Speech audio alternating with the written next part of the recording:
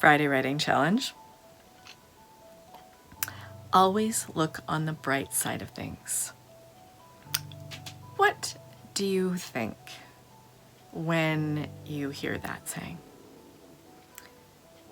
I was raised that way, and it has helped me to be predisposed to cheerfulness when my natural nature is to be a little bit of a worrier. But I think it could be offensive to people when they're going through the darkest of the darkest of the darkest times. So what can we tell people then? And remember what Kurt Vonnegut says. I've shared this with several of you in my Stay Treats or Writers' Lounges, the Kurt Vonnegut video, where he says you have to be a sadist to your characters. And even if it's they only want a glass of water, you have to put it out of reach. But what is this bright side of things?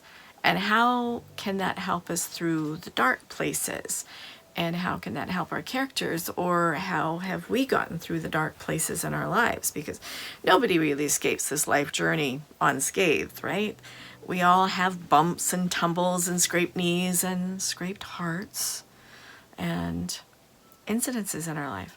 So there is so much material to write about that we can go and write on how we came out of a dark spot, of how our characters will survive a dark spell in their lives, how two siblings can deal with the death of a parent so very differently, in that one, when her father died and she was going off to college, took her father with her in her heart, and her brother, "You've never been to our father's grave," and she said, "I don't need to, he's here with me." And his reaction was, "You are not my sister, I'm not supporting you anymore," and on and on.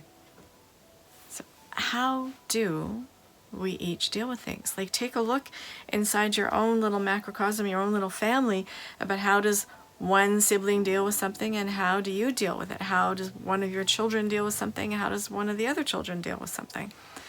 And you've got lots of material there for a Friday Writing Challenge. So that's it. Always look on the bright side of things, or are you a bit of an Eeyore from Winnie the Pooh? Oh no, it's another gray day. I actually think that I've never thought of myself being able to do impressions, but I can do an Eeyore impression pretty well. But mostly I am in my predisposed to cheerfulness place, and I rather quite like it there. It has served me well.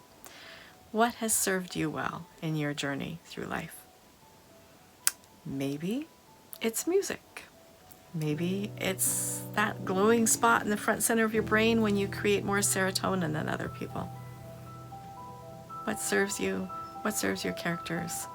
What makes you get up in the morning and be ready to face the day? That's it. Go right. Bye for now.